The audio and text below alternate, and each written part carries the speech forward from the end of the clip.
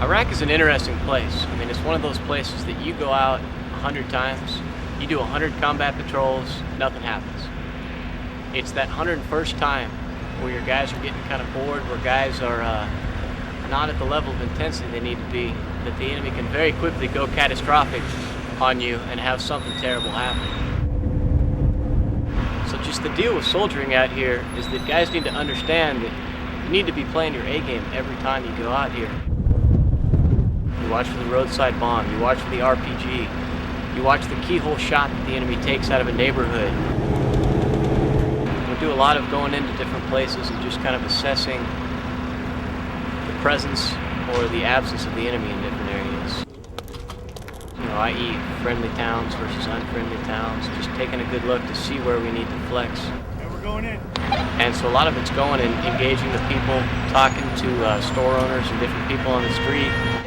And it is good for places like this to know that, you know, we're not scared to come in here and that we're around if they're doing shady stuff. Hey, what is this place? A lot of times the information that we get just from normal street conversations like that, do you mind if we go in?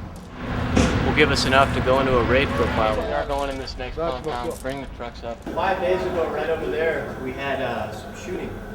And I'm real curious about that. You know, they sit there and say, no, we don't know what you're talking about. They at least knew what happened. They don't necessarily know who did it or where it came from, but a guy in a town like this, he knows the kind of people who talk about making attacks against Americans. I want you to tell this guy that this store right here is in a very good position to see everything that goes on here. I think the enemy hides in plain sight. I think he hides in his house, in his front yard. I think while his little kid is waving at you, asking you for candy, he's sitting there planning how he's going to kill you next week. And we've picked up targets that we know have tried to hurt us, tried to kill us, or been successful with some of our fellow soldiers. It feels wonderful to pull some of those guys in.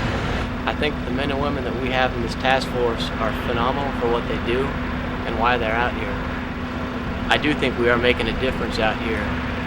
I do think there are bad guys here and they need to be put away. And I do think we're doing good things.